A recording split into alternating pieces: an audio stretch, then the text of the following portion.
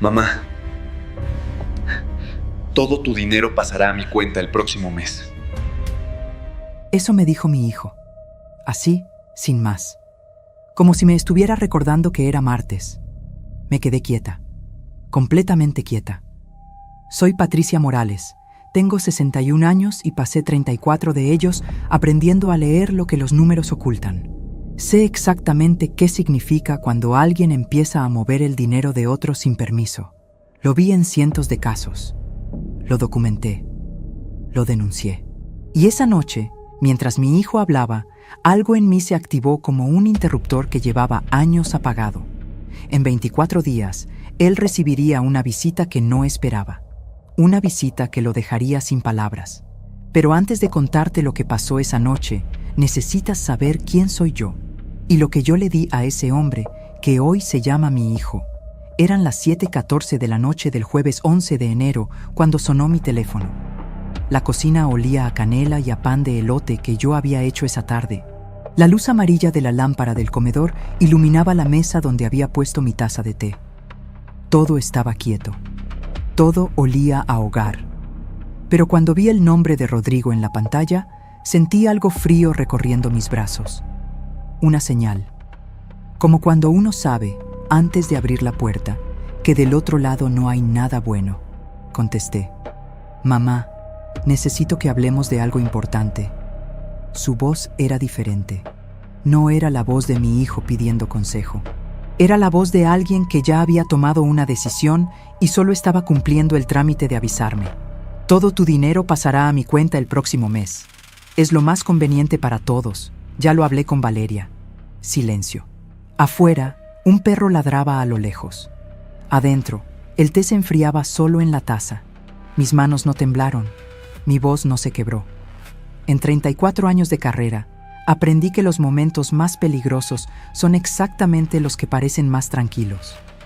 Entiendo, le dije, y colgué. Pero antes de contarte lo que hice después de esa llamada, necesitas entender quién es Patricia Morales. No la Patricia que llora sola en la cocina, la otra, la que nadie vio venir. Nací en Guadalajara, la tercera de 5 hijos. Mi padre trabajaba en una fábrica de calzado y mi madre lavaba ropa ajena los fines de semana para que los 5 pudiéramos comer. Desde los 9 años aprendí que el dinero no se regala, que el sacrificio tiene nombre y apellido y que la dignidad no se negocia aunque el estómago esté vacío. Estudié contabilidad en la universidad pública, becada, comiendo con lo justo, tomando 2 camiones para llegar al salón de clases. Cuando me gradué, en diciembre de 1985, mi madre me abrazó llorando. Era la primera profesionista de la familia. Me casé con Ernesto a los 28 años. Fue un buen hombre durante mucho tiempo. Trabajador, callado, honrado. Tuvimos a Rodrigo en 1989. Un parto largo, complicado. El médico dijo que no habría más hijos. Lo abracé en esa cuna de hospital y le prometí en silencio todo lo que tenía, todo lo que era, todo lo que sería. Pero antes de que te cuente cómo llegué hasta esa llamada del 6 de marzo, quiero pedirte algo. Si estás escuchando esta historia desde algún lugar del mundo, déjame saber que llegué hasta allá. Escribe en los comentarios desde qué ciudad me estás escuchando. Y si aún no estás suscrito al canal, hazlo ahora, porque esta historia apenas comienza y lo que viene después me costó 61 años de vida entender. Rodrigo creció siendo un niño serio, inteligente. Sacaba buenas calificaciones sin que yo tuviera que perseguirlo. Le gustaba el fútbol y los libros de historia. Cuando cumplió 15 años, le regalé un reloj de plata que había sido de mi padre. Él lo perdió 3 semanas después, pero nunca me lo dijo. Lo supe años más tarde, por accidente. Esa fue la primera señal que no supe leer. Ernesto y yo nos separamos cuando Rodrigo tenía 17 años. Fue una separación silenciosa, sin peleas grandes, sin gritos. Solo el cansancio acumulado de 2 personas que dejaron de verse. Yo me quedé con la casa. Ernesto se fue a Monterrey. Siguió mandando dinero para Rodrigo hasta que él cumplió 21, y luego el contacto se fue apagando como una vela al final de la noche. Fui madre y padre. Fui la que revisaba las tareas y la que reparaba la lavadora. Fui la que trabajaba 8 horas y llegaba a casa a preparar la cena. Fui la que firmaba las boletas, la que iba a las juntas, la que ahorraba en enero para pagar la colegiatura de agosto. Cuando Rodrigo entró a la universidad, yo pedí un préstamo. Cuando Rodrigo quiso estudiar un semestre en el extranjero, yo vendí el coche. Cuando Rodrigo conoció a Valeria y quiso casarse, yo puse el salón de fiestas. Nunca le cobré nada. Nunca le presenté una cuenta. Porque así no funciona el amor de una madre. O al menos, eso es lo que yo creía.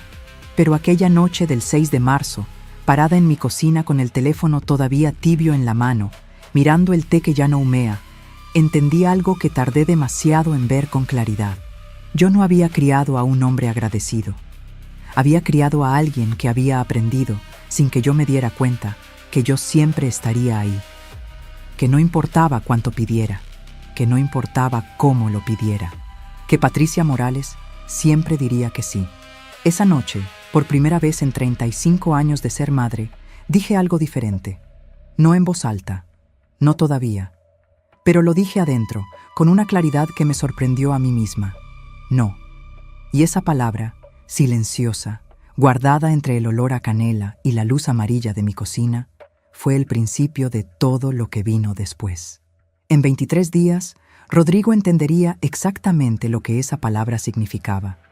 Pero todavía falta mucho por contar. Porque lo que pasó 2 horas después de esa llamada, cuando Rodrigo llegó a mi puerta sin avisar y con Valeria del brazo, fue algo para lo que yo no estaba del todo preparada. Eran las 9:21 de la noche cuando escuché el timbre. 2 veces, seguidas, sin esperar respuesta entre un toque y otro. Así tocaba Rodrigo desde que era adolescente, como si el tiempo de los demás no tuviera el mismo valor que el suyo. Abrí la puerta y ahí estaban los dos. Rodrigo con una sonrisa que no le llegaba a los ojos, y Valeria con su bolso de piel color camel colgado del hombro, mirando hacia adentro de mi casa como quien evalúa una propiedad. Traían el olor a restaurante encima, esa mezcla de vino tinto y mantequilla que se pega a la ropa cuando uno ha cenado bien. «Mamá, ¿nos dejas pasar? Queremos hablar contigo». No me preguntaron si era buen momento. No me preguntaron si ya había cenado. No me preguntaron si estaba bien. Sencillamente entraron. Y lo que vino después fue algo que, aunque ya lo esperaba, todavía me dolió de una manera que no sé explicar del todo. Pero antes de contarte lo que dijeron esa noche sentados en mi sala, necesito que entiendas algo sobre Valeria. Porque para entender lo que pasó en esos 23 días, necesitas conocer a la mujer que estaba detrás de muchas de las decisiones de mi hijo. Y lo que yo descubriría sobre ella más adelante cambiaría todo lo que creía saber. Valeria Guzmán tenía 38 años. Había conocido a Rodrigo en una convención de trabajo hace 6 años. Ella era coordinadora de ventas en una empresa de tecnología. Elegante, segura de sí misma. La primera vez que me la presentaron, en un restaurante de la colonia Polanco, llegó 25 minutos tarde y no se disculpó. Rodrigo tampoco lo mencionó. Me regaló una sonrisa perfecta y me dijo que había oído hablar mucho de mí. Yo guardé eso en algún lugar de la memoria y seguí adelante. Porque así hacemos las madres. Seguimos adelante. Los primeros 2 años de su relación, yo me esforcé. Los invitaba a comer los domingos. Preparaba los platillos favoritos de Rodrigo.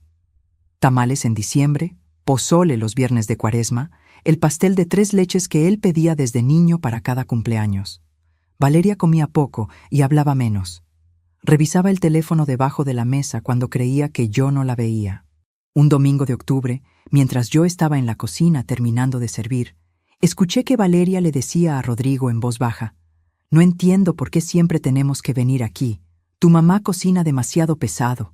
Rodrigo no dijo nada. Eso también lo guardé, pero dejemos eso por ahora, porque lo que pasó esa noche del 6 de marzo en mi sala es lo que necesitas escuchar. Se sentaron en el sofá. Yo me quedé parada junto a la puerta de la cocina. No los invité a sentarse, pero tampoco dije que no. Rodrigo juntó las manos sobre las rodillas, ese gesto que hacía desde chico cuando iba a pedir algo que sabía que no merecía. «Mamá, lo que te dije por teléfono es por tu bien. Tú ya no tienes la misma agilidad mental que antes». Se me quedó la boca seca. Y con tu edad, es mejor que alguien de confianza administre tus finanzas. Así estás protegida. La agilidad mental. Eso dijo. Yo, que durante 34 años audité contratos millonarios, que encontré irregularidades que 3 despachos externos no habían podido detectar, que me jubilé con reconocimiento de la empresa y una carta firmada por el director general. Eso dijo mi hijo. Valeria asintió despacio, mirándome con algo que quería parecer compasión pero que olía a otra cosa. Patricia, es lo más sensato. Rodrigo solo quiere cuidarte. Cuidarme. El olor a su perfume llenó mi sala. Caro, intenso. Ese tipo de fragancia que no deja espacio para respirar. Mis manos estaban quietas a los lados del cuerpo. Mi cara no dijo nada. Pero adentro, en algún lugar detrás del esternón, algo se rompió con un sonido que solo yo pude escuchar. Le di 35 años de mi vida. Le di cada domingo cocinando para que no olvidara el sabor de su infancia. Le di mis ahorros de 20 años para que pudiera estudiar y casarse y vivir bien. Le di mi silencio cada vez que Valeria lo alejaba un poco más. Le di todo, y él me dio una sola frase. Ya no tienes la misma agilidad mental. No lloré. No alcé la voz. Lo miré a los ojos con una calma que, más tarde, cuando estuviera sola, me asustaría a mí misma. Voy a pensarlo, les dije. Y eso fue todo. Se fueron 20 minutos después, sin haber tomado ni el agua que no les ofrecí. Rodrigo me besó la mejilla en la puerta con esa frialdad que se disfraza de normalidad. Valeria me dijo, «Hasta pronto», sin voltear a verme. Cerré la puerta. Me fui directo al cuarto, abrí el cajón de mi escritorio y saqué una libreta verde que usaba para apuntes personales. Escribí la fecha, la hora y lo que Rodrigo me había dicho palabra por palabra. Los dos, por teléfono y en persona. Esa noche escribí en mi libreta verde lo que acababa de pasar, cada palabra, cada segundo, con la misma precisión con la que había documentado irregularidades durante 34 años. Ahora bien, para entender por qué Rodrigo llegó a ese punto, necesito contarte lo que pasó 3 años antes, porque esa noche del 6 de marzo no fue el principio. Fue el resultado de algo que yo había ido dejando pasar, error tras error, con la misma justificación que usan todas las madres que aman demasiado. Es mi hijo, va a cambiar. Todo comenzó en febrero de 2022, cuando Rodrigo me llamó para pedirme dinero por primera vez. No para una emergencia, para remodelar la cocina de su departamento. Me dijo que estaban algo cortos ese mes. Le presté 28,000 pesos. Me dijo que me los devolvería en cuanto cobrara. Nunca los devolvió. No porque no pudiera. Eso lo entendí mucho después, cuando revisé en mi libreta la cantidad de veces que había dicho «estamos cortos», mientras Valeria publicaba fotos en sus redes sociales desde hoteles boutique de Valle de Bravo y Tulum. Pero hay algo más que necesitas saber sobre esos 3 años. Algo que descubrí en enero de este año y que todavía me cuesta trabajo nombrar. Algo que cambió completamente mi manera de entender lo que estaba pasando. Ya llegaré a eso. Primero necesito contarte lo que pasó el domingo siguiente, el 9 de marzo. Cuando Rodrigo apareció de nuevo, esta vez con una propuesta que sonó razonable. Tan razonable que por un momento, solo por un momento, pensé que quizás me había equivocado, que quizás había juzgado mal la situación, que quizás mi hijo solo estaba preocupado por mí. Ese momento de duda casi me cuesta muy caro. El domingo 14 de enero, Rodrigo llegó solo, sin Valeria. Eran las 12:47 de la tarde y yo estaba sentada en el patio trasero con mi café, leyendo. Hacía ese tipo de sol suave que tiene marzo en Guadalajara, el que calienta sin quemar, el que te invita a quedarte quieta un rato más de lo que deberías. El jazminero que planté hace 12 años estaba floreciendo. Todo olía a tierra húmeda y a mañana tranquila. Era el tipo de tarde que uno quiere proteger. Y entonces sonó el timbre. Cuando abrí y vi que venía solo, algo en mí quiso creerle antes de que dijera una sola palabra. El cuerpo tiene esa memoria antigua, la de madre, la que responde antes de que el juicio alcance a intervenir. Entró con cara de niño arrepentido. Traía una bolsa con pan dulce de la panadería que yo frecuentaba cuando él era chico. La Esperanza, en la calle Juárez. Ese detalle me tocó más de lo que quería admitir. Recordaba, o fingía recordar, y en ese momento la diferencia entre las dos cosas no me importó tanto como debería. Se sentó frente a mí en la mesa del patio. Puso la bolsa entre los dos como si fuera una ofrenda, como si el pan dulce pudiera compensar lo que había dejado sin decir la semana anterior. Mamá, creo que la semana pasada no me expliqué bien. Respiré despacio. Lo escuché. Me dijo que no quería quitarme el dinero, que solo quería ayudarme a administrarlo, que Valeria tenía experiencia en finanzas y podía orientarme, que él estaba preocupado porque una vecina mía, doña Carmen, había sido víctima de una estafa el año pasado y él no quería que me pasara lo mismo. Usó la palabra proteger 3 veces en 5 minutos. Lo conté. Todo sonaba razonable. Todo sonaba a Rodrigo, al Rodrigo de antes, al que me llamaba los domingos y me preguntaba si había comido bien. Tomé un sorbo de café. El pan olía a vainilla y azúcar glass. Afuera, un pájaro cantaba en el jazminero. Y yo, Patricia Morales, auditora con 34 años de experiencia detectando cuando los números no cuadran, estuve a punto de creerle.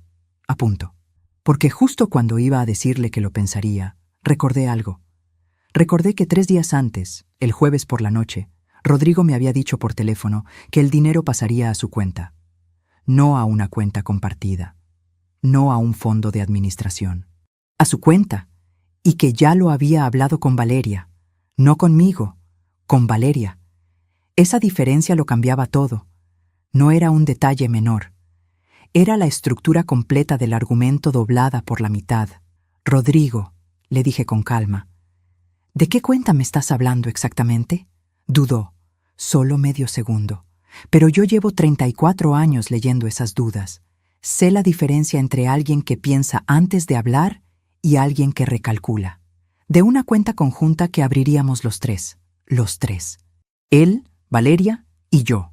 Una cuenta donde yo deposite y ellos decidan. Asentí despacio. Le dije que necesitaba tiempo para consultarlo con mi notario. Él sonrió. Me dijo que no había prisa, que lo más importante era mi bienestar. Usó exactamente esa palabra, bienestar, como si la hubiera ensayado. Se fue a las 2:15 de la tarde con la bolsa de pan casi intacta. Yo volví a mi libreta verde. Escribí todo, la hora en que llegó, lo que dijo, lo que no dijo, el número de veces que usó la palabra proteger, la pausa de medio segundo antes de responder mi pregunta.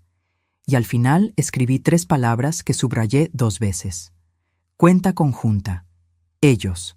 Solo faltaban 21 días para que Rodrigo entendiera que había cometido un error muy costoso. Ahora bien, para que entiendas cómo llegamos hasta aquí, necesito llevarte 3 años atrás, porque la historia de esa bolsa de pan y esa sonrisa tranquila no empezó el 6 de marzo. Empezó mucho antes, en un momento que yo elegí no ver, o que no quise ver, que no es lo mismo, pero duele igual. Era el Día de las Madres de 2022, el 10 de mayo, un martes. Llevaba semanas esperando ese día. No por el regalo, que a esta altura de la vida ya no es lo que importa, sino por la llamada, por la costumbre de tantos años. Rodrigo siempre llamaba antes del mediodía, siempre, incluso cuando vivía lejos, incluso cuando había peleamos, incluso cuando el mundo se lo impedía. Esa llamada era un acuerdo silencioso entre los dos. Ese día esperé hasta las 3:40 de la tarde. Nada. Le marqué yo. Entró el buzón de voz. Le mandé un mensaje. Lo vi en leído a las 4:12 de la tarde. Me contestó a las 6:51 de la noche con un audio de 40 segundos donde me decía que había tenido un día muy ocupado, que me quería mucho y que el fin de semana me llevarían a comer. El fin de semana no llamaron. Yo guardé eso también. En la memoria, no en la libreta. Todavía no tenía la libreta. Todavía no había llegado a ese punto. ¿Sabes qué fue lo peor? Que yo le encontré justificación. Me dije que era el trabajo, que Valeria también tenía familia, que los jóvenes de hoy viven a otro ritmo. Me dije todo lo que uno se dice cuando no quiere mirar de frente lo que está viendo. Construí una historia alternativa con materiales que yo misma fabriqué, y me la creí. Pero hay algo que no te he contado todavía. Algo que pasó ese mismo año, en agosto, que debió haberme abierto los ojos de una vez. Algo que involucra a mi hermana Consuelo y a una conversación que tuve con ella en su cocina una tarde de lluvia, cuando los dos nos quedamos sin paraguas y sin excusas para no hablar. Consuelo siempre fue más directa que yo, menos paciente con las cosas que no cuadran. Cuando le conté lo del Día de las Madres, me miró por encima de su taza de té y me dijo algo que en ese momento rechacé, pero que después, meses más tarde, resultó ser exactamente la verdad. Una de esas cosas que uno escucha y no quiere recibir, que rebotan en el pecho y se guardan solas, sin permiso, hasta que el tiempo les da razón. Ya llegaré a lo que me dijo. Primero necesito contarte lo que pasó en septiembre de 2022, porque ahí está la segunda señal que ignoré. Y esta fue más grande, más visible. De esas que uno no puede decir que no vio, porque la luz estaba encendida y los ojos abiertos. Rodrigo me llamó un martes a las 11:20 de la mañana. Me dijo que necesitaba 45,000 pesos con urgencia, que había un problema con la hipoteca del departamento, que si no pagaban ese viernes les bloqueaban la cuenta. Su voz sonaba tensa, apurada, calculadamente apurada, aunque en ese momento yo no tenía esa palabra disponible. Yo sentí el apretón de siempre en el pecho, ese apretón que tienen las madres cuando su hijo está en problemas, el que anula todo lo demás. Le transferí el dinero esa misma tarde. 4 días después, Valeria publicó en sus redes una foto desde un hotel en Los Cabos. Sábanas blancas, vista al mar, una copa de vino en la orilla de la cama. El pie de foto decía, merecido descanso. Yo vi esa foto a las 9:03 de la noche del sábado. Me quedé mirando la pantalla un momento muy largo. El tiempo suficiente para que la imagen se grabara bien, para que no hubiera lugar a dudas sobre lo que estaba viendo. Luego la cerré, puse el teléfono boca abajo sobre la mesa y me fui a dormir sin decirle nada a nadie. Hoy sé que eso fue un error, pero en ese entonces todavía me decía que quizás el dinero del hotel era de Valeria, que quizás ella tenía ahorros propios, que quizás yo estaba malinterpretando, que quizás. Y mientras yo me convencía de todos esos quizás, Rodrigo aprendía algo sobre mí que yo misma no había terminado de aprender. Que Patricia Morales no hace preguntas incómodas. Que Patricia Morales da y calla. Que Patricia Morales siempre va a estar ahí. Pero lo que ninguno de los dos sabía todavía, ni Rodrigo ni Valeria, era que en enero de este año yo había encontrado algo guardado en un correo electrónico que Rodrigo olvidó cerrar en mi computadora una tarde que vino a visitar. Una de esas visitas cortas, de las que duran menos que el café. Se fue deprisa y dejó la sesión abierta. Algo que leí 2 veces, muy despacio, con las manos quietas sobre el teclado y el corazón haciendo un ruido extraño en el pecho. Algo frío y claro y perfectamente escrito. Algo que no dejaba lugar a interpretaciones. Algo que lo cambiaba todo, y que todavía faltaban 18 días para que él lo supiera. ¿Y tú? ¿Alguna vez confiaste en alguien que no lo merecía? ¿Alguna vez ignoraste una señal porque el amor era más fuerte que la evidencia? Escríbelo en los comentarios. Quiero leer tu historia. Porque a veces necesitamos saber que no estamos solos en estas cosas. Que mirar para otro lado no es debilidad. Que simplemente somos humanos. Sigamos. Porque lo que pasó en octubre de 2023, cuando Rodrigo me pidió algo que nunca debió pedirle a una madre, fue el momento en que todo empezó a acelerarse. Y también fue el momento en que yo, sin saberlo todavía, empecé a documentar. No con intención. Al principio fue casi por instinto. Pero ya llegaré a eso. Octubre de 2023 llegó con un frío inusual para Guadalajara.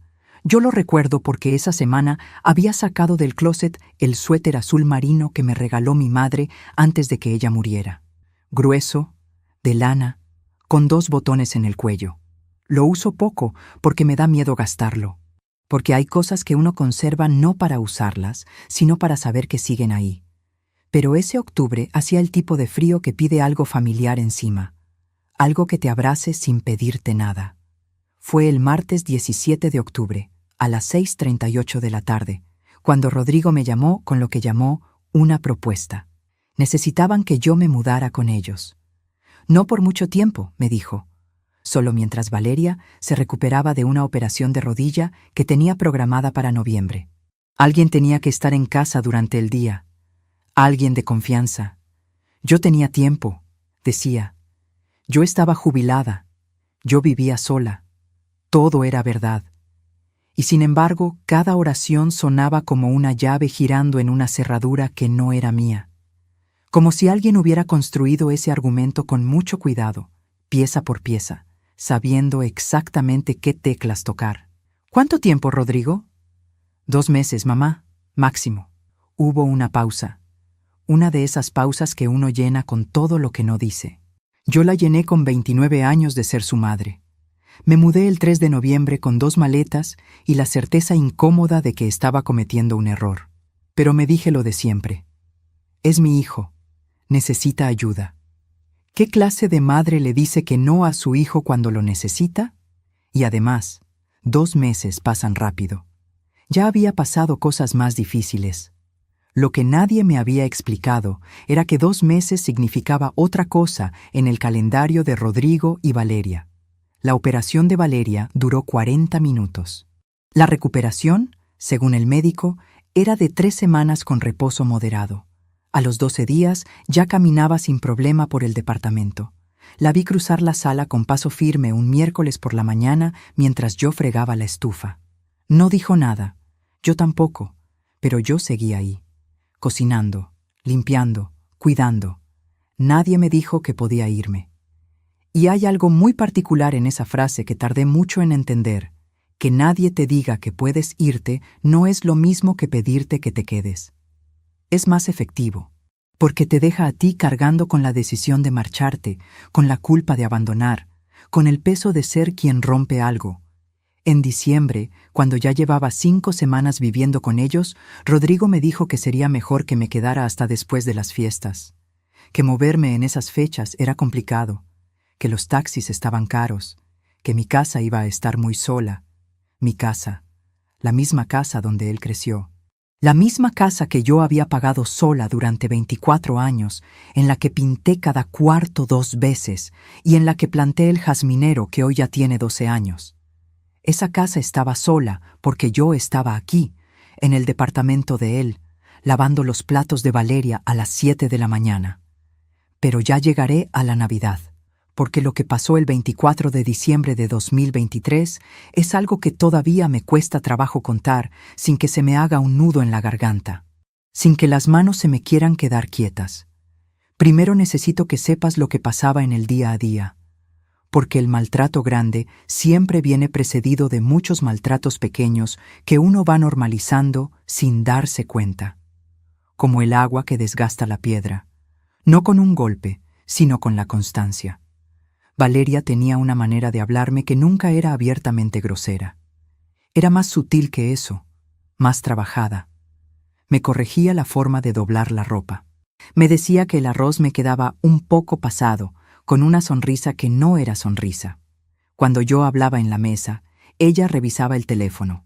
Cuando yo contaba algo de mi trabajo anterior, algo que había vivido y que tenía valor, ella cambiaba el tema antes de que terminara la oración, como si mis palabras ocuparan un espacio que ella necesitaba para otra cosa.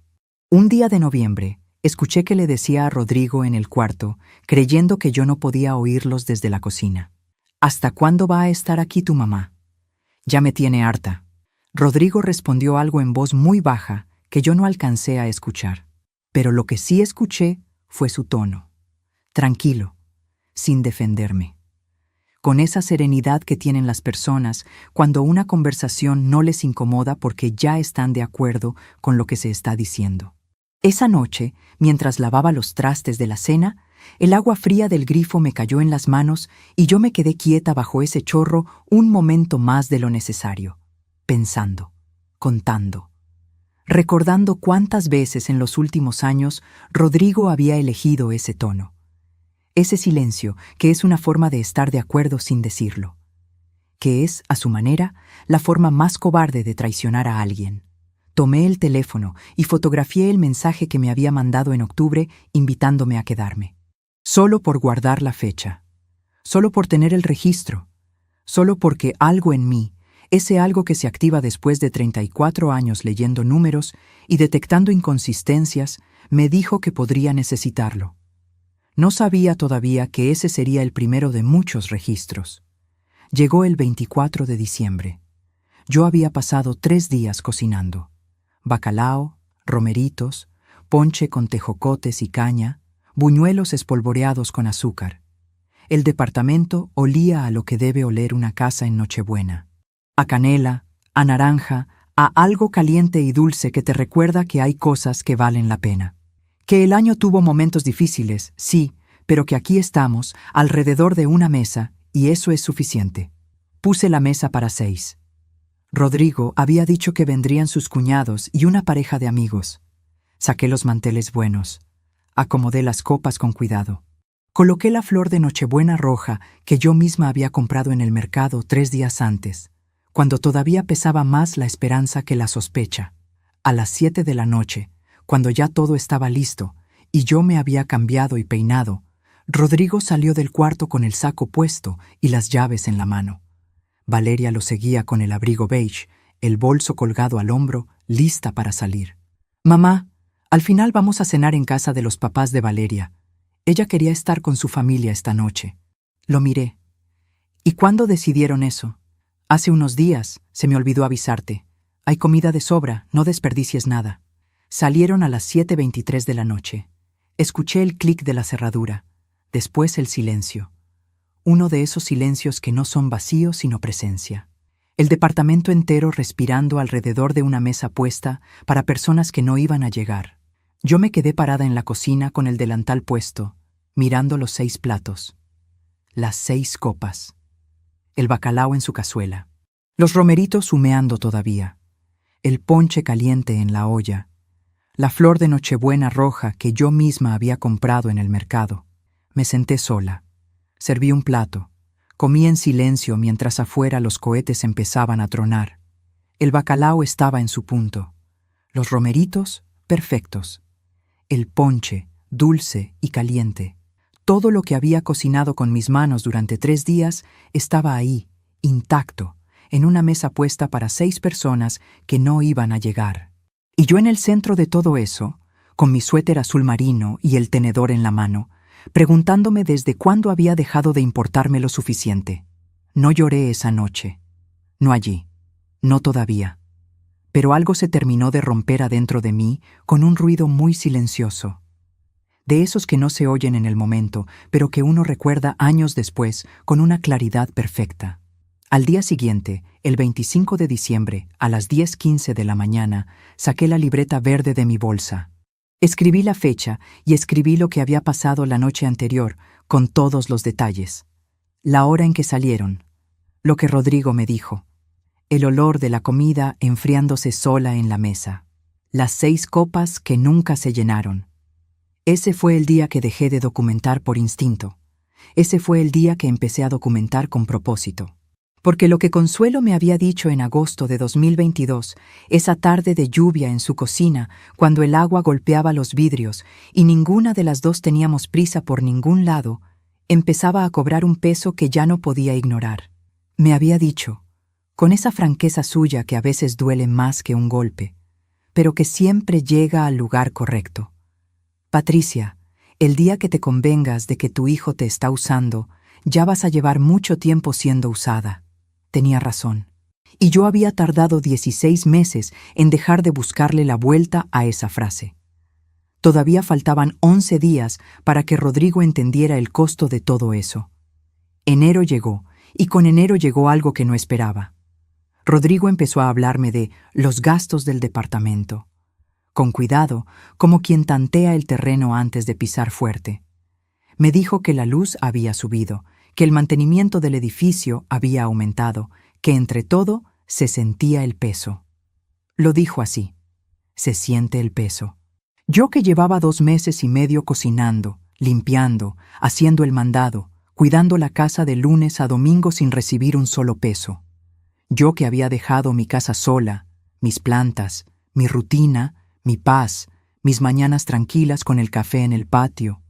Yo que me había despertado a las 6 de la mañana cada día para tener el desayuno listo antes de que ellos salieran, que había fregado y barrido y ordenado y cocinado sin que nadie lo pidiera, porque nadie necesita pedir lo que da por sentado.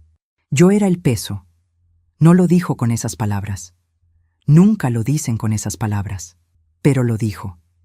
Y una semana después, el 14 de enero a las 8:47 de la noche, fue cuando Rodrigo me dijo por primera vez que quizás era mejor que yo contribuyera con los gastos del departamento mientras seguía viviendo con ellos. Usó esa palabra, contribuyera, como si yo fuera una inquilina reciente y no su madre. Como si los 3 meses de trabajo invisible no contaran como contribución. Me quedé completamente quieta. Lo miré a los ojos con una calma que a mí misma me sorprendió. La calma de las personas que ya tomaron una decisión, aunque todavía no la hayan dicho en voz alta. Voy a pensarlo, le dije. Esa fue la última vez que dije esa frase, porque esa noche, cuando ellos se fueron a dormir, me senté en la oscuridad de la sala con mi libreta verde y una linterna pequeña que guardo en la bolsa desde hace años, por costumbre, por si acaso, y empecé a sumar. Todos los préstamos sin devolver, con fecha y monto. Todos los meses de trabajo doméstico no pagado, calculados a precio de mercado, como lo haría cualquier profesional de servicios del hogar. Todas las fechas importantes que habían ignorado. Todo lo que había fotografiado. Todo lo que había guardado. Cada registro, cada mensaje, cada recibo que había archivado casi sin proponérmelo. El número que me salió esa noche me dejó sin respiración. Me quedé mirándolo un momento largo. Luego, lo encerré en un círculo con la pluma. Lo subrayé. Lo dejé ahí, solo en la página, para que no hubiera duda de lo que representaba. Y todavía ni siquiera había llegado a lo más importante. Lo que había encontrado en mi computadora en enero, en ese correo que Rodrigo olvidó cerrar una tarde de visita corta, de esas en las que uno llega con prisa y se va con más prisa todavía. Eso lo descubrí 4 días después. Y cuando lo leí, entendí que ya no estaba lidiando con un hijo descuidado.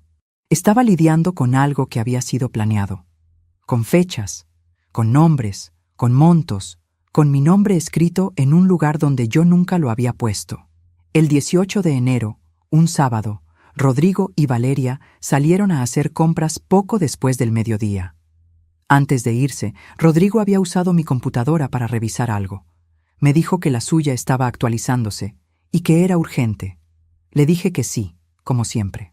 Se sentó 10 minutos en el escritorio de la habitación que me habían asignado. Tecleó algo y cuando lo llamaron para salir, se levantó rápido y se fue sin cerrar la sesión. Yo entré al cuarto 20 minutos después a buscar un libro. La pantalla seguía encendida. No era mi intención leer nada, lo juro. Me acerqué solo para cerrar la computadora. Pero antes de bajar la tapa, vi el encabezado del correo que estaba abierto. 4 palabras, 12 letras. El tipo de cosa que uno lee y no puede desleer. El asunto decía, Plan Patricia, actualización. Me quedé inmóvil. El remitente era Valeria. Había sido enviado 4 meses antes, en septiembre de 2023, un mes antes de que Rodrigo me llamara con la propuesta de mudarme con ellos. Un mes antes de la llamada a las 6:38 de la tarde, de la voz calculada, de las 2 maletas y la certeza incómoda. Lo leí una vez, lo leí 2 veces. Luego tomé mi teléfono y lo fotografié completo, pantalla por pantalla, sin mover un solo músculo de la cara, con la misma precisión con la que durante 34 años había documentado irregularidades en columnas de números. Después cerré la computadora. Fui a la cocina. Me serví un vaso de agua. Me lo tomé despacio, mirando por la ventana los coches estacionados en la calle de abajo. Un perro cruzó la banqueta. Un niño pasó en bicicleta. El mundo afuera seguía siendo completamente normal. El correo decía, entre otras cosas, que si lograban que yo me mudara con ellos bajo el pretexto de la operación, podrían después argumentar que yo ya no podía vivir sola y usar eso como justificación legal para solicitar una tutela sobre mis bienes. Tutela. Esa palabra tiene un significado muy específico en el derecho. Yo lo sabía. Llevaba 34 años trabajando junto a abogados y notarios. Una tutela sobre una persona mayor implica que alguien más toma el control legal de sus decisiones financieras, de su patrimonio, de su vida, en el sentido más concreto de la palabra. Ellos no querían administrar mi dinero, querían quitármelo, y llevaban meses construyendo el escenario para hacerlo, paso a paso, con paciencia, con la frialdad de quien planea algo a largo plazo porque sabe que el tiempo le conviene. Respiré. Una vez, 2 veces. Miré mis manos sobre el fregadero y estaban completamente quietas. Esa quietud que ya no me asustaba. Esa quietud que yo reconocía como la señal de que algo en mí había tomado una decisión sin pedirle permiso al resto. Sin drama. Sin lágrimas. Solo con esa claridad extraña que viene cuando uno deja de sorprenderse y empieza a moverse. Cuando Rodrigo y Valeria regresaron esa tarde, yo estaba sentada en la sala leyendo. Les sonreí. Pregunté si habían encontrado todo lo que buscaban. Valeria dijo que sí con ese tono suyo de siempre. Rodrigo puso las bolsas en la cocina y me preguntó si quería que pidiéramos algo de cenar. Le dije que no, que yo ya tenía algo preparado. Cené con ellos esa noche. Hablé de cosas sin importancia. El clima, una serie que habían mencionado la semana anterior, el precio del jitomate en el mercado. Mi voz era normal. Mi cara era normal. Nadie que nos hubiera visto desde afuera habría notado nada distinto. Por dentro, cada segundo de esa cena era un dato más que estaba registrando. Al día siguiente, el 19 de enero, a las 8:15 de la mañana, mientras Rodrigo y Valeria dormían todavía, tomé mi teléfono y marqué el número de Consuelo. Contestó al segundo timbrazo. «Susi», le dije en voz muy baja desde el baño con la llave del agua abierta para cubrir el sonido. «Necesito que me des el teléfono del esposo de tu amiga Rebeca, el que es abogado». Silencio breve. El tipo de silencio de Consuelo que no es vacío, sino escucha. «¿Qué pasó, Patricia? Ya te cuento. ¿Tienes el número?» Lo tenía. Esa misma mañana le mandé un mensaje al licenciado Fuentes. Me respondió a las 10:40. Quedamos de hablar el lunes 21 de enero a las 4 de la tarde. Tenía 48 horas para organizar todo lo que había acumulado. Me puse a trabajar. En mi teléfono tenía, para ese momento, 63 fotografías. El mensaje de octubre donde Rodrigo me invitaba a mudarme. Los estados de cuenta de los préstamos que nunca me devolvió, que yo había fotografiado de mis propios registros. La conversación de enero, donde me pedía que contribuyera con los gastos. El correo de Valeria. Y algo más que había guardado casi sin pensarlo una tarde de diciembre, cuando encontré en el cesto de basura del estudio un papel con números manuscritos que no entendí en ese momento, pero que guardé por instinto. Porque cuando uno lleva 34 años en esto, el instinto no es un capricho. Es experiencia acumulada. Ese papel. Tardé 3 días en entender qué significaban esos números. Eran los datos de 2 de mis cuentas bancarias. Alguien los había anotado a mano, con la letra de Valeria. Cuando el licenciado Fuentes vio ese papel el lunes 21 de enero, dejó de escribir en su libreta y me miró por encima de los lentes. Hubo un silencio de 4 o 5 segundos que en esa oficina pequeña se sintió mucho más largo.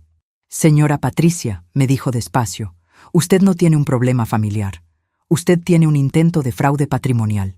Esas palabras sonaron en el cuarto pequeño de su oficina, con un eco que yo sentí en los huesos. Fraude patrimonial. Mis manos seguían quietas sobre mis rodillas. Mi voz seguía siendo la misma de siempre. Pero adentro algo terminó de acomodarse en su lugar con la precisión de una cerradura que finalmente encuentra su llave. Con el alivio extraño, casi doloroso, de quien llevaba meses sintiéndose loca y de pronto recibe una confirmación de que no. De que los números sí cuadraban. de que lo que había visto era real. El licenciado Fuentes me explicó mis opciones durante 1 hora y 20 minutos. Hablamos de lo que se podía documentar, de lo que se podía probar, de los tiempos. Cuando salí de su oficina a las 5:43 de la tarde, el sol de enero estaba bajando sobre la avenida y yo caminé hasta mi coche con paso lento y la cabeza completamente clara. Sin el peso de los meses anteriores, con algo diferente encima. Algo más parecido a una dirección. Solo faltaban 14 días para que Rodrigo recibiera lo que estaba por venir. Esa noche regresé al departamento como si nada hubiera pasado.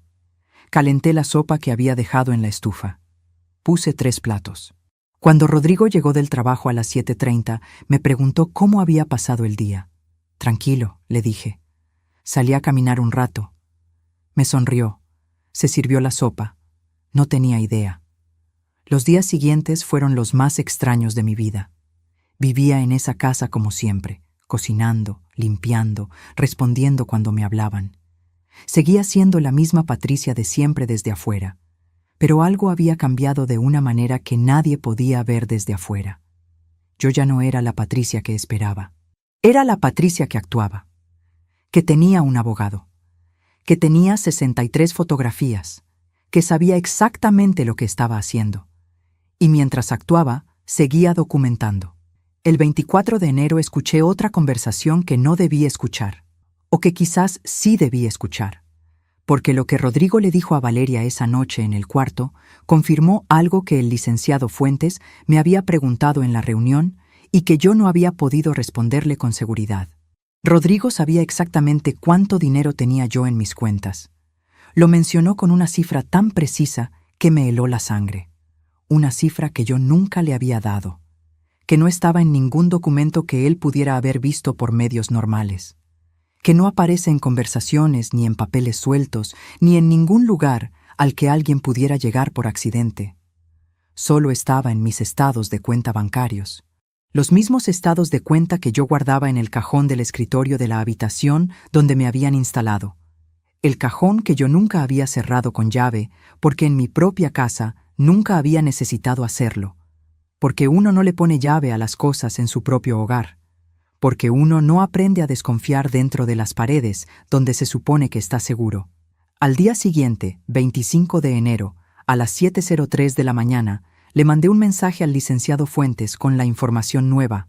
Su respuesta llegó 22 minutos después. Decía: «Esto acelera los tiempos.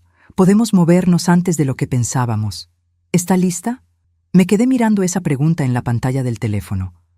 4 palabras que de pronto pesaban todo lo que pesan los años, y las decisiones, y las cosas que no tienen vuelta atrás. ¿Estaba lista? Pensé en mi madre lavando ropa ajena los fines de semana. Pensé en los 2 camiones que tomaba para llegar a la universidad. Pensé en la cuna de hospital donde le prometí todo a un niño que todavía no sabía hablar. Pensé en el jazminero que llevaba 12 años creciendo en mi patio sin que nadie lo cuidara estos meses. Escribí una sola palabra: sí. Y en ese momento, desde algún lugar del mundo, me pregunto si tú también estás escuchando esto. Escribe el nombre de tu ciudad en los comentarios. Quiero saber hasta dónde están llegando estas palabras. Porque lo que viene ahora, lo que pasó en los siguientes días, es algo que cambió mi vida de una manera que todavía me toma tiempo comprender del todo. Solo faltaban 10 días. Y Rodrigo, en ese momento, estaba en la sala viendo televisión sin la menor idea de lo que se estaba acercando. El 27 de enero, un lunes, Rodrigo llegó a casa a las 7:52 de la noche con una energía distinta. Traía una bolsa de una tienda departamental. Cara, de esas con el logotipo en dorado sobre fondo negro. La puso sobre la mesa del comedor sin decir nada y se fue directo al cuarto a cambiarse. Valeria abrió la bolsa con esa naturalidad suya. Sacó una bufanda de cashmere color vino, se la enrolló en el cuello frente al espejo del pasillo y dijo, casi para sí misma, perfecta. Yo estaba en la cocina terminando de lavar los trastes del Sena. Mis manos seguían fregando. Esa semana Rodrigo me había dicho, el miércoles anterior, que no podían darme ningún gasto porque el mes había estado muy apretado. Me lo dijo mientras yo ponía el mandado sobre la barra de la cocina. El mandado que yo había pagado de mi propio dinero, como todos los lunes desde que llegué a vivir con ellos. Bufanda de cashmere. Mes muy apretado. Archivé eso también. Porque para el 27 de enero yo ya no guardaba solo fechas y palabras en mi libreta verde. Tenía un folder en mi teléfono con 79 fotografías organizadas por fecha.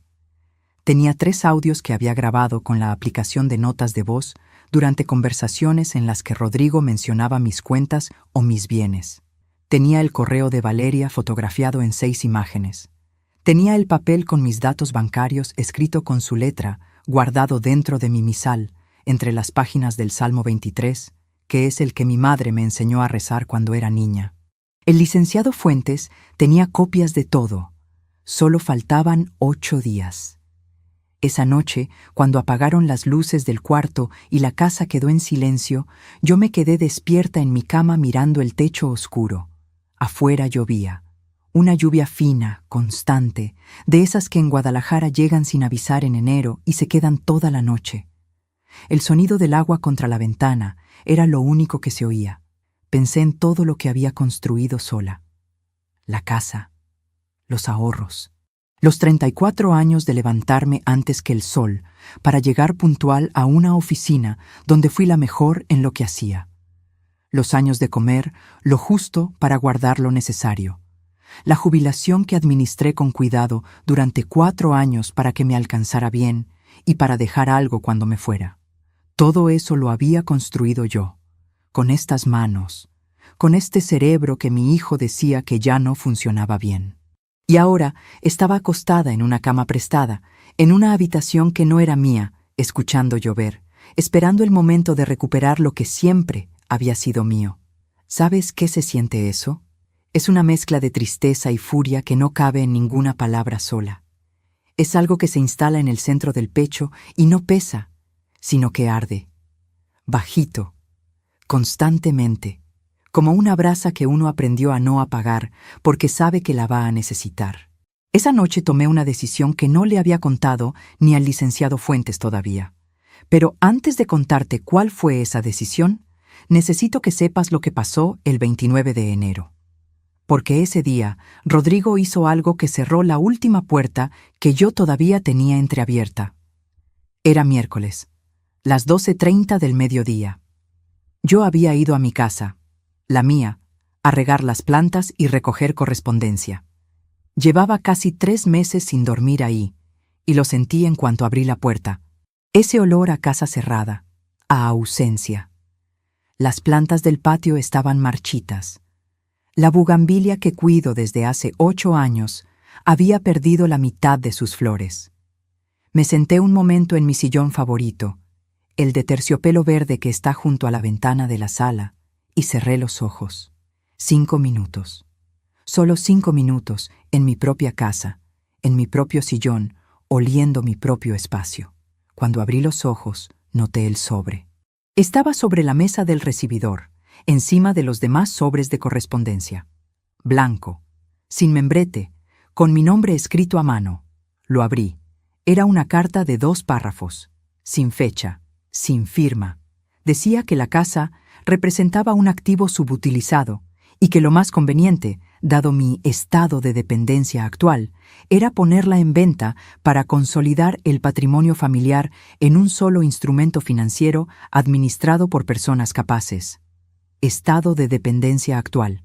Personas capaces. Me quedé sentada en mi sillón verde con esa carta en las manos durante un tiempo que no supe medir. Afuera, en la calle, pasó un camión. Un niño gritó algo jugando. El sol de enero entraba por la ventana y me calentaba las rodillas. No lloré. Doblé la carta con cuidado. La guardé en mi bolsa.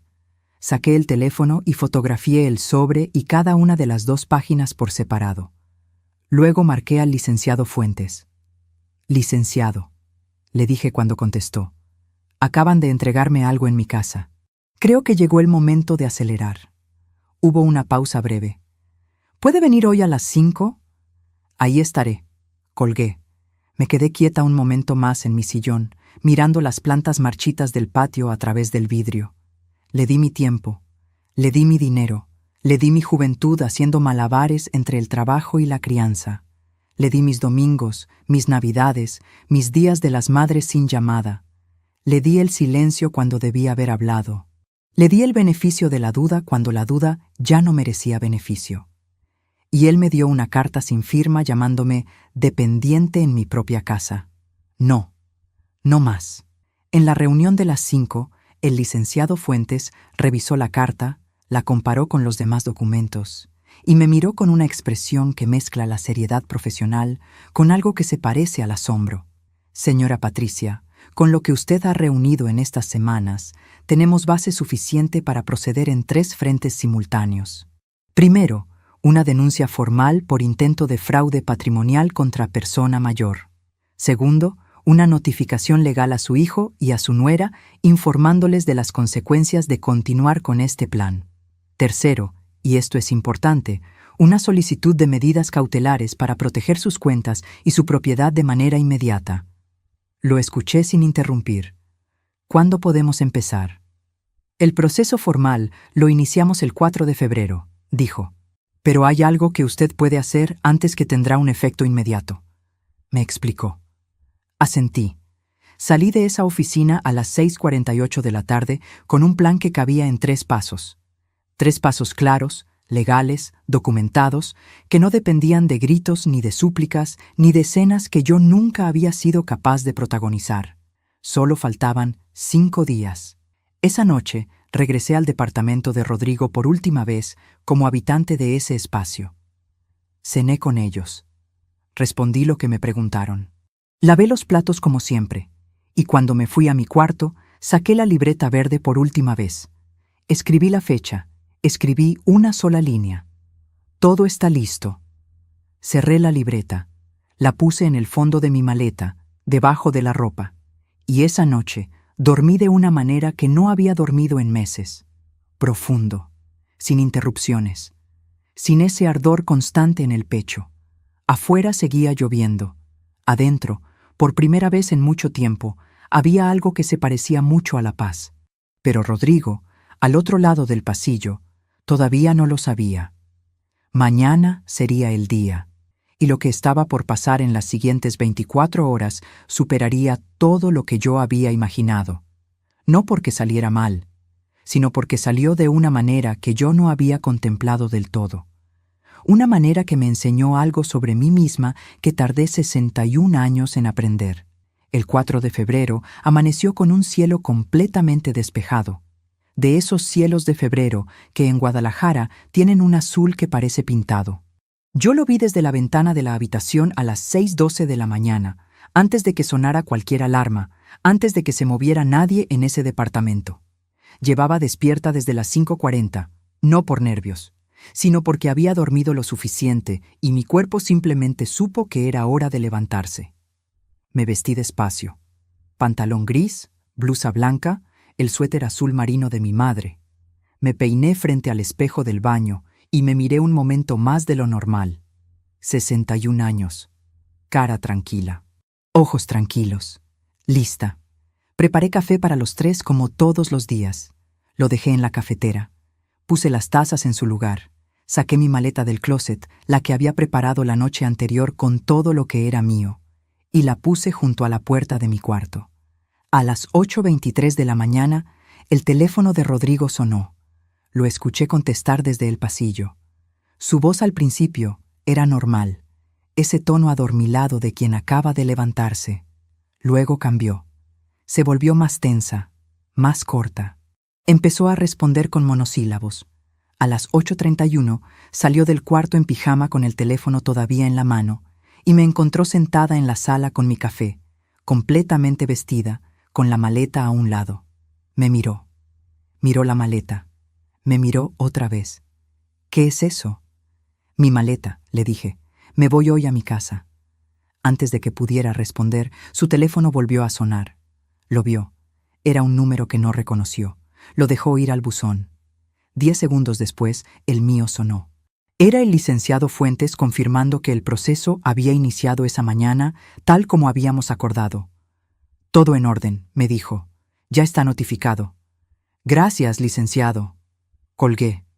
Rodrigo me estaba mirando con una expresión que yo no le había visto nunca. No era enojo todavía. Era algo anterior al enojo. Era confusión. La confusión de alguien que tiene la certeza de que algo acaba de cambiar, pero todavía no sabe exactamente qué ni cuánto. ¿Con quién hablabas? Con mi abogado. Silencio. El café olía a mañana normal. Por la ventana entraba ese azul perfecto de febrero. El departamento estaba quieto, con ese silencio de las 8 de la mañana en que la ciudad todavía está despertando. Y ahí, parados en la sala, mi hijo y yo nos miramos de una manera en que no nos habíamos mirado en años. Él sin entender todavía, yo habiendo entendido demasiado. Mamá, ¿qué está pasando? Me tomé un momento antes de responder. No para pensar qué decir, ya lo sabía, sino para decirlo de la manera exacta en que quería decirlo. Con calma, sin crueldad, sin rabia visible, con esa precisión que uno aprende después de 34 años de trabajar con números que no mienten. Rodrigo, el licenciado Fuentes, presentó esta mañana una denuncia formal por intento de fraude patrimonial. Tu nombre y el de Valeria están en ese documento. En las próximas horas recibirán una notificación oficial con los detalles y con las medidas cautelares que se han solicitado para proteger mis cuentas y mi propiedad. Lo dije despacio, oración por oración, sin alzar la voz. Rodrigo no dijo nada durante varios segundos. El reloj de la cocina marcaba cada segundo con ese sonido pequeño y constante que uno solo escucha cuando todo lo demás está en silencio. ¿De qué estás hablando? ¿Qué denuncia? La que corresponde a lo que estaban planeando desde septiembre de 2023. Vi el momento exacto en que procesó esa fecha. Vi cómo algo cruzó por su cara. Algo rápido, como una sombra. No sé de qué hablas. Sí sabes. Valeria apareció en el pasillo en ese momento, con el cabello suelto y una bata de seda color crema. Se detuvo al vernos. Leyó la sala en medio segundo con esos ojos suyos que siempre estaban evaluando. ¿Qué pasa? Rodrigo no le respondió. Me seguía mirando a mí. Mamá, esto es un malentendido. Yo nunca tuve intención de hacerte daño. Solo quería ayudarte. Lo miré.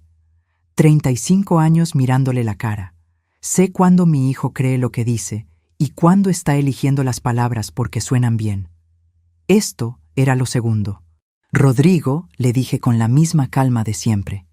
Tengo 79 fotografías, 3 audios, un correo electrónico enviado por Valeria en septiembre de 2023, con el asunto Plan Patricia, y un papel con mis datos bancarios escrito con la letra de tu esposa que encontré en el cesto de basura del estudio. El color se le fue de la cara. Completo, en 2 segundos. Valeria, detrás de él, se quedó absolutamente inmóvil. El olor del café llenaba la cocina. Afuera, en la calle, un automóvil pasó con la radio puesta. La vida seguía moviéndose normal allá afuera, mientras aquí adentro algo se desmoronaba con una lentitud que yo podía ver en tiempo real en la cara de mi hijo. Ese correo no es lo que parece. El licenciado Fuentes tiene una opinión diferente. Valeria dio un paso hacia adelante. Su voz, cuando habló, tenía ese filo controlado de siempre, pero algo debajo temblaba. Patricia, creo que estás malinterpretando una conversación privada. Nosotros solo... Valeria, la interrumpí sin alzar la voz. Mi abogado ya tiene todo. No es necesario que me expliques nada a mí. Silencio. Los 3 en esa sala. El café enfriándose. El azul perfecto de febrero afuera de la ventana. Y entonces Rodrigo hizo algo que no esperaba. Se sentó. Se sentó en el sofá como si las piernas no le respondieran y se quedó mirando el piso con las manos colgando entre las rodillas. Como un niño, como el niño que alguna vez fue. Y por un instante, solo por un instante, sentí algo en el pecho que reconocí como dolor. No arrepentimiento de lo que estaba haciendo. Dolor. Porque esa imagen, la de mi hijo sentado con los hombros caídos mirando el piso, era la imagen de algo que se había roto mucho antes de ese día. Algo que quizás nunca estuvo del todo entero. Y eso duele de una manera que no tiene remedio, sin importar quién tenga la razón. ¿Cuánto tiempo llevas preparando esto?, me preguntó sin levantar la vista. Desde que encontré el correo el 18 de enero. ¿Y todo este tiempo viviste aquí sabiendo? Sí. Levantó los ojos. ¿Cómo pudiste? Respiré despacio antes de responder. De la misma manera que tú pudiste sentarte a cenar conmigo durante 3 meses mientras planeabas quitarme lo que tardé una vida en construir. No lo dije con crueldad, lo dije como lo que era. Un hecho, limpio y exacto como una columna de números que cuadra. Valeria intentó hablar otra vez. Algo sobre malentendidos, sobre conversaciones fuera de contexto, sobre la posibilidad de resolver esto en familia sin necesidad de abogados. La miré un momento. Ya no es una conversación familiar, Valeria. Es un proceso legal. Cualquier cosa que quieran decir, díganla a través de su abogado. Me levanté. Tomé mi taza de café y me la terminé de pie, mirando por la ventana ese cielo azul de febrero. Luego la lavé, la sequé y la dejé en su lugar en el escurridor. Tomé mi maleta. «Mamá». La voz de Rodrigo sonó diferente, más pequeña. «¿Esto no tiene solución?». Me detuve en el pasillo. Pensé en la Nochebuena sola frente a 6 platos. Pensé en el Día de las Madres sin llamada. Pensé en los 45,000 pesos transferidos la misma semana que Valeria publicó la foto desde Los Cabos. Pensé en la carta sin firma que me llamaba dependiente en mi propia casa. Pensé en todo eso. Y luego pensé en algo más. Algo que todavía no le había contado a nadie. Algo que el licenciado Fuentes tampoco sabía. Una decisión que había tomado sola, 3 noches antes, en el silencio de esa habitación prestada. Una decisión que cambiaría el resultado de todo esto de una manera que Rodrigo no podía imaginar todavía. Pero antes de contarte cuál fue esa decisión, necesito preguntarte algo. Tú que me has escuchado hasta aquí, tú que sabes todo lo que yo viví en esos meses, tú que conoces cada fotografía, cada fecha, cada silencio que guardé cuando debí haber hablado. ¿Qué habrías hecho tú en ese momento? ¿Habrías seguido adelante con todo? ¿O habrías encontrado otra salida? Escríbelo en los comentarios. De verdad quiero saberlo, porque yo tomé una decisión esa mañana que todavía hoy me pregunto si fue la correcta. Y lo que pasó después me demostró que a veces la respuesta más difícil es también la más honesta. Me volteé a ver a Rodrigo. «Eso depende de ti», le dije. Y salí. El aire de febrero me golpeó en la cara cuando salí del edificio. Frío, limpio, con ese olor a mañana temprana que tienen las calles antes de que la ciudad termine de despertar. Caminé hasta mi coche con la maleta en la mano y la espalda derecha. No apresuré el paso, no miré hacia atrás. Subí, cerré la puerta. Y ahí, sola por primera vez en muchas horas, en el interior quieto de mi coche con las manos sobre el volante, me permití cerrar los ojos 30 segundos. Solo 30 segundos. No lloré. No todavía. Solo respiré. 1 vez, 2, 3. Sintiendo el frío del volante en las palmas, el olor a cuero del asiento, el silencio completo de ese momento que era solo mío. Luego abrí los ojos, arranqué el motor y manejé hacia mi casa. Cuando abrí la puerta de mi casa, ese 4 de febrero, a las 9:15 de la mañana, lo primero que hice fue abrir todas las ventanas. Dejé que entrara el aire, que entrara la luz. Fui al patio y miré la bugambilia que había perdido flores durante mi ausencia. Estaba maltratada pero viva, con esa terquedad silenciosa que tienen las plantas que sobreviven solas. La entendí de una manera nueva. Calenté agua, me hice otro café, me senté en mi sillón verde junto a la ventana, y por primera vez en 3 meses, el silencio de mi propia casa no pesaba, descansaba, pero la mañana no había terminado. A las 11:40, el licenciado Fuentes me llamó para confirmar que la notificación formal había sido entregada en el domicilio de Rodrigo, que las medidas cautelares sobre mis cuentas estaban activas desde las 9 de la mañana, que nadie, bajo ninguna circunstancia, podía mover un solo peso de lo mío sin mi autorización expresa y sin pasar por un proceso legal que los dejaría completamente expuestos. ¿Cómo respondieron cuando recibieron la notificación?, Le pregunté. El receptor, que fue su nuera, firmó el acuse sin decir nada. El notificador me reportó que cerró la puerta inmediatamente después. Me imaginé esa escena. Valeria frente a la puerta. El papel en la mano. La cara que debió haber puesto. No sentí satisfacción. Sentí algo más sobrio que eso. Algo que se parece a cuando uno termina de cuadrar una auditoría muy larga y complicada. No alegría, certeza. Licenciado, necesito contarle algo que no le he dicho todavía. Adelante. Le hablé de la decisión que había tomado 3 noches antes en la habitación prestada, la que nadie más sabía, la que había estado guardando porque necesitaba estar segura antes de decirla en voz alta. Hubo un silencio breve al otro lado. ¿Está segura de eso, señora Patricia? Completamente. Otro silencio. Es usted una mujer extraordinaria, dijo finalmente. No, soy una madre, que aprendió tarde, pero aprendió. Colgué. Los días siguientes fueron extraños de una manera que no esperaba. Yo pensaba que una vez en mi casa, una vez con el proceso iniciado, sentiría algo grande. Alivio, quizás. O la euforia silenciosa de quien finalmente dice basta. Pero lo que sentí fue más parecido al cansancio honesto de alguien que acaba de terminar un trabajo muy largo. Y debajo del cansancio, algo que tardé 2 días en identificar. Tristeza. No por lo que había hecho, sino por lo que había tenido que hacer. Por los años que habían hecho necesario que llegáramos hasta aquí. Por el hijo que yo había imaginado y el hombre en que se había convertido. Esa tristeza no tiene culpable claro, o tiene demasiados.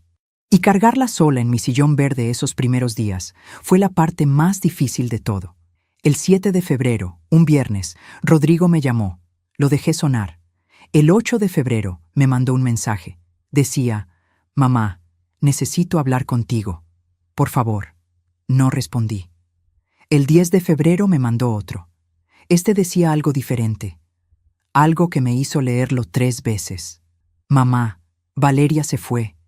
Necesito que sepas eso. Y necesito que sepas que lo que hicimos estuvo mal. No tengo cómo justificarlo». Me quedé mirando ese mensaje un tiempo largo. Sin Valeria. Pensé en cuántas decisiones de los últimos años habían tenido la voz de ella detrás. Cuántas conversaciones, cuántas distancias, cuántos «ya lo hablé con Valeria» antes de hablar conmigo. Y ahora Valeria se había ido. No le respondí ese día, ni el siguiente, pero guardé el mensaje. El 14 de febrero, 10 días después de haber salido del departamento, el licenciado Fuentes me citó en su oficina para la siguiente fase del proceso. Le pedí que esperara. Le dije que había algo que quería intentar primero. Le expliqué. Me escuchó en silencio. «Tiene 2 semanas para intentarlo», me dijo. «Después de eso, el proceso sigue con o sin acuerdo. 2 semanas es suficiente». Esa tarde le dije a Rodrigo que podíamos vernos, que viniera a mi casa, solo él, sin abogados, sin Valeria, sin intermediarios, solo los dos, como debió haber sido siempre. Llegó el 15 de febrero a las 4 de la tarde. Tocó el timbre una sola vez. Esperó. Abrí la puerta y lo vi. Estaba más delgado. Tenía ojeras. Traía una chamarra que yo le había regalado hace 4 años, azul marino, que nunca le había visto poner. No sé si fue consciente o no, pero lo noté. Entró. Se sentó en la misma mesa donde había cenado solo de niño cuando yo llegaba tarde del trabajo, donde había hecho tareas, donde había aprendido a hablar de adulto. No trajo nada. No trajo pan dulce. No trajo gestos calculados. Trajo solo su cara cansada y sus manos juntas sobre la mesa. Bien. Eso era lo único que necesitaba ver. Me senté frente a él. Puse sobre la mesa la libreta verde, sin abrirla. Solo ahí, entre los dos, como lo que era, el registro de todo. Rodrigo la miró. Bajó los ojos. «¿Cuánto tiempo llevas escribiendo en esa libreta?» «Desde la noche que viniste con Valeria a decirme que ya no tenía agilidad mental». Apretó los labios. «Mamá, déjame hablar primero». Me miró. Respiré. Le dije todo lo que no había dicho en años. No con gritos, no con lágrimas, con esa precisión que uno aprende cuando lleva una vida entera poniendo las cosas en su lugar exacto. Le dije lo que sentí la Nochebuena sola frente a 12 platos. Le dije lo que pensé el Día de las Madres, esperando una llamada que nunca llegó. Le dije lo que viví cada mañana levantándome a las 6 de la mañana en una casa que no era mía para servir a 2 personas que me trataban como parte del inventario. Le dije lo del correo de Valeria. Le dije lo del papel con mis datos bancarios. Le dije lo de la carta sin firma. Y lo miré a los ojos durante todo el tiempo que hablé, porque yo necesitaba que no hubiera forma de no escucharme, que no hubiera pantalla que revisar ni tema que cambiar, solo mi voz y su cara y la verdad entera entre nosotros. Cuando terminé, el cuarto estaba completamente en silencio. Rodrigo tenía los ojos húmedos. No lloró todavía. Apretaba los labios con esa fuerza de quien está sosteniendo algo desde adentro. Habló despacio. Me dijo que Valeria había llegado a su vida en un momento en que él se sentía pequeño, que ella era segura, exitosa, decidida, que él había empezado a ver el mundo con los ojos de ella sin darse cuenta, que el plan del correo había sido idea de Valeria y que él lo había permitido porque había llegado a un punto en que ya no distinguía entre lo que él pensaba y lo que ella le hacía pensar. Eso no es una justificación, me dijo. Lo sé, solo quiero que entiendas cómo llegué hasta allá. Lo escuché. No lo interrumpí. Cuando terminó, hubo un silencio que ninguno de los dos apuró. Afuera, en el patio, el jazminero movía sus ramas con el viento. El sol de las 5 de la tarde entraba horizontal por la ventana y partía la mesa en 2 mitades de luz y sombra. ¿Qué quieres que pase ahora, mamá? Abrí la libreta verde. Saqué el papel que había preparado la noche anterior. Lo puse sobre la mesa y lo empujé hacia él. Lo leyó. Levantó la vista. ¿Esto es lo que quieres? Sí.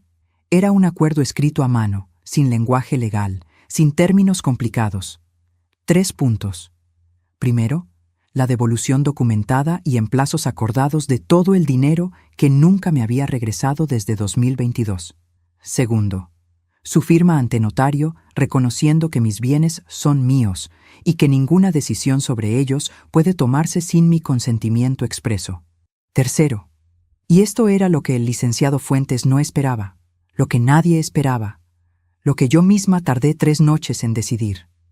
El tercero decía que si él cumplía los 2 primeros puntos en los plazos acordados, yo retiraría la denuncia. No por él, no porque mereciera que le facilitara las cosas, sino porque yo no quería pasar lo que me queda de vida siendo la madre que destruyó a su hijo. Porque la justicia que yo buscaba no era verlo hundido, era verlo consciente. Había una diferencia enorme entre las 2 cosas, y yo necesitaba que él la entendiera. Rodrigo leyó el papel 2 veces, lo dobló con cuidado, se lo puso en el bolsillo de la chamarra azul marino. Dame 48 horas para hablar con un abogado y revisar esto bien. Tienes hasta el 17. Se levantó. Se quedó parado junto a la silla un momento, como si hubiera algo más que decir y no encontrara cómo. Mamá, lo miré. Lo que hice no tiene nombre. No, le dije. Tiene nombre. Se llama traición. Y los 2 sabemos cómo se llama. Lo importante ahora es lo que decides hacer con eso. Asintió despacio. Caminó hacia la puerta.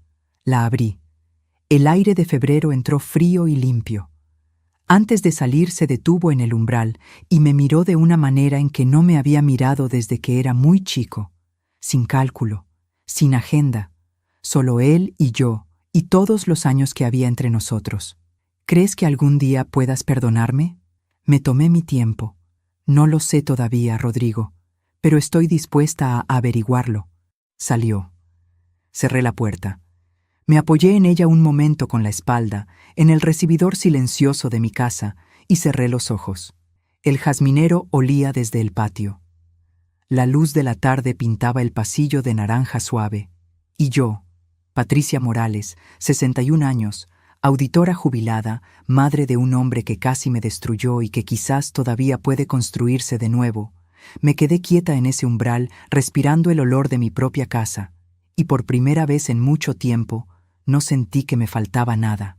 El 17 de febrero, Rodrigo firmó el acuerdo ante el licenciado Fuentes. Llegó puntual, solo, con un abogado joven que lo acompañó en silencio y que no objetó ninguno de los 3 puntos. El proceso duró 40 minutos. Se firmaron 4 copias. El licenciado Fuentes guardó 2. Rodrigo se llevó una. Yo me llevé la otra y la puse dentro de mi misal, junto al Salmo 23, en el mismo lugar donde había guardado el papel, con mis datos bancarios, escrito con la letra de Valeria. 2 papeles muy distintos, en el mismo lugar. Eso también me dijo algo sobre cómo funciona la vida.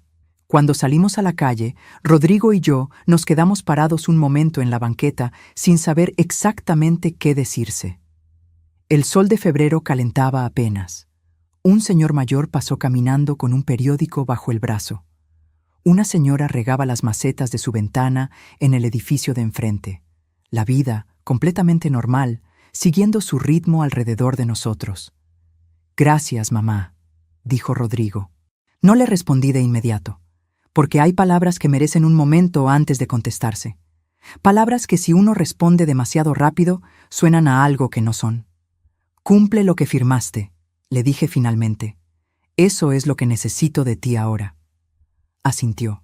Nos despedimos sin abrazo, sin lágrimas, con una distancia entre los dos que era honesta, que no fingía que las cosas estaban bien cuando todavía no lo estaban. Y esa honestidad, esa distancia real que ninguno de los dos intentó acortar artificialmente, fue lo primero verdadero que pasó entre nosotros en mucho tiempo. Caminé hasta mi coche, arranqué, y en esa misma tarde, en lugar de ir directo a casa, manejé hasta el panteón donde está enterrada mi madre. No voy seguido, no porque no la extrañe, sino porque cuando voy necesito tener algo que contarle. No quiero ir solo a estar triste. Quiero ir a hablar con ella de verdad. Ese día tenía mucho que contarle. Me senté en la banca de piedra que está junto a su tumba, bajo el árbol de pirul que alguien plantó hace años y que ya da sombra generosa. El panteón estaba casi vacío a esa hora. Olía a tierra, a flores viejas, a ese silencio particular que tienen los lugares donde el tiempo parece moverse diferente. Le conté todo. Le conté lo de Rodrigo, lo de Valeria, lo de los 79 meses de libreta verde, lo del licenciado Fuentes, lo de la mañana del 4 de febrero con mi maleta en la mano y el cielo azul de Guadalajara afuera de la ventana. Le conté lo del acuerdo. Le conté que había elegido darle una salida a mi hijo en lugar de hundirlo. Y le pregunté si había hecho bien. El árbol de pirul movió sus ramas con el viento. Eso lo tomé como un sí. Mi madre era una mujer que lavó ropa ajena los fines de semana y nunca se quejó. Que nos dio de comer con lo que había sin que ninguno de nosotros supiéramos alguna vez que faltaba algo. Que cuando yo llegué llorando a su casa el día que Ernesto y yo nos separamos, no me dijo qué hacer. Solo me hizo un té, se sentó frente a mí y me dijo: «Patricia, una mujer que sabe lo que vale no necesita que nadie más se lo confirme». Tardé mucho en entender eso del todo. Pero ese 17 de febrero, sentada bajo el árbol de pirul, creo que finalmente lo entendí. Hoy han pasado varias semanas desde esa tarde en el panteón. Rodrigo ha cumplido los plazos del acuerdo con puntualidad. No hemos hablado mucho, pero cuando hablamos, algo es diferente. Más pequeño, quizás, más cuidadoso, como cuando uno aprende que ciertos objetos son frágiles y empieza a tomarlos con más cuidado que antes. No sé si eso es el principio de algo o solo el final ordenado de otra cosa. Todavía no lo sé. Y estoy aprendiendo a estar bien con no saber todavía. Valeria no ha vuelto a aparecer. No sé dónde está ni qué está haciendo y honestamente no lo necesito saber. Hay personas que entran a la vida de uno como entró ella a la de Rodrigo. Y cuando se van, lo único sensato es dejarlas irse sin mirar demasiado hacia atrás. Mi casa huele a café y a jazminero. La bugambilia del patio ya recuperó sus flores. Todas. Con esa terquedad que yo le envidio un poco y que me alegra mucho. Salgo a caminar todas las mañanas por el parque que está a 3 cuadras. Retomé el grupo de lectura que había abandonado cuando me fui a vivir con Rodrigo. Volví a ver a Consuelo los martes por la tarde. Estoy aprendiendo a hacer cerámica en un taller que encontré por casualidad. o por lo que a veces uno llama casualidad cuando en realidad es que por fin tienes tiempo para ver lo que siempre estuvo ahí. Me estoy conociendo de nuevo, o quizás me estoy conociendo por primera vez. Porque hay algo que nadie te explica cuando eres madre joven y estás tan ocupada dando que no te queda tiempo para nada más. Nadie te dice que el amor que uno entrega sin medida es hermoso y necesario, pero que también puede convertirse, si uno no pone atención, en la trampa más gentil del mundo. Esa en la que uno entra con los brazos abiertos y de la que cuesta décadas salir. Yo le di todo lo que tenía a mi hijo. Lo crié con lo que me enseñó mi madre. Lo crié con sacrificio y con fe. Lo crié convencida de que el amor suficiente produce gratitud automática. Y me equivoqué. No en quererlo. En creer que querer sin límites era lo mismo que querer bien. Amar bien, aprendí, también significa decir no. También significa no borrarse. También significa recordarle a los demás, con hechos y no solo con palabras, que uno tiene un nombre, una historia y un valor que no se negocia. Eso nadie me lo enseñó. O me lo enseñaron y yo elegí no aprenderlo hasta que el costo de no saberlo se volvió demasiado alto. Pero esto es lo que sí sé ahora, con 61 años, con mi libreta verde guardada en el cajón y mi bugambilia florecida en el patio. Sé que la dignidad no es algo que nos dan, es algo que uno decide sostener incluso cuando cuesta, especialmente cuando cuesta. Que el respeto que no se gana libremente no vale la pena exigirlo con lágrimas. Que hay momentos en la vida en que la decisión más amorosa que uno puede tomar es también la más difícil. Y que esa dificultad no la hace menos correcta. Sé que la sangre no garantiza el respeto. Sé que ser madre es el trabajo más grande que hice en mi vida y también el que más me costó aprender a hacer con límites.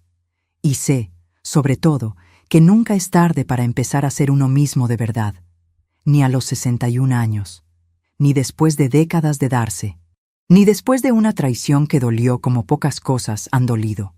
Nunca es tarde. Esa mañana del 6 de marzo, hace ya algunos meses, me quedé parada en mi cocina con el teléfono en la mano y el té enfriándose en la taza. Y me dije en silencio, por primera vez, una sola palabra. No. Hoy esa misma cocina huele a canela y a pan de elote. Mi taza de té está caliente. Y Patricia Morales, finalmente, está en paz.